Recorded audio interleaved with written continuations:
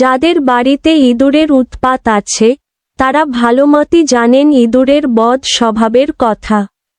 এমন কিছু নেই যা ইঁদুর নষ্ট করে না।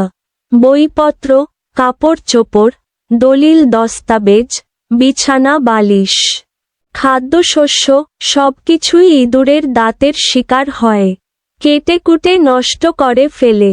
কিন্তু এসবের অধিকাংশই ইঁদুরের খাদ্য নয়, বরং সে যা খায় তার চেয়ে নষ্ট করে কয়েক গুণ। তাহলে প্রশ্ন জাগে, ইঁদুর এসব জিনিস অনর্থক নষ্ট করে কেন? সেটা জানার আগে জানতে হবে ইঁদুরের কিছু শারীরিক বৈশিষ্ট্য। ইঁদুরের চোয়ালের ওপর নিচে মিলিয়ে মোট দুজোড়া দাঁত থাকে। একে বলে কৃদন্ত। এই কৃদন্ত দিয়েই তারা যাবতীয় জিনিস কেটে ছোট ছোট করে খাওয়ার উপযোগী করে। শুধু তাই নয়, অন্যান্য সব জিনিস তারা কেটে নষ্ট করে এই দাঁত দিয়েই। কৃদন্তের বৈশিষ্ট্য হচ্ছে, এই দাঁত সবসময় বাড়তে থাকে।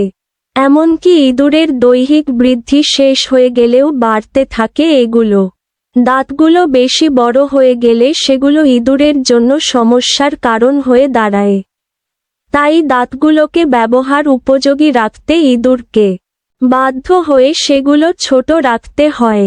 আর সেগুলাকে ছোট রাখার উপায় হচ্ছে সবসময় কিছু না কিছু কাটাকুটি করা। কোনো বস্তু কাটার ফলে তাদের দাঁতের সঙ্গে সেই বস্তুর ঘষায় দাঁতের দৈর্ঘ্য সবসময় ঠিক থাকে।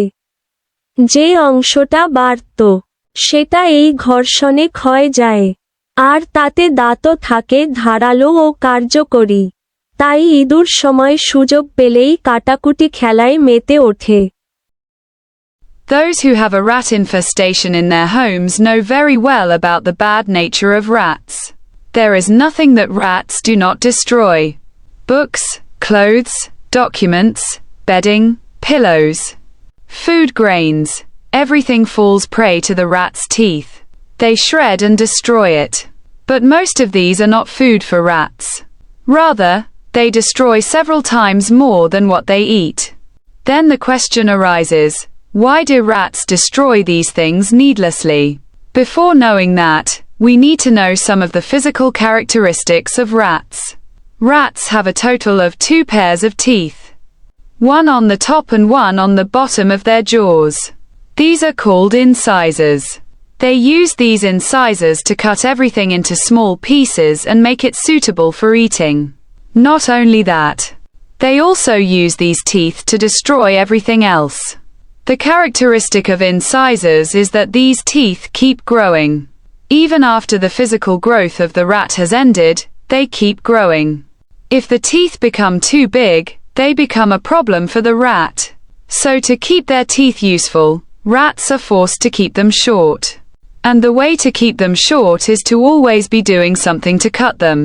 As a result of cutting something, their teeth always keep the length of the teeth the same as when they are cutting. The part that used to grow is worn away by this friction. And the teeth are also sharp and effective. So rats engage in cutting whenever they get the chance.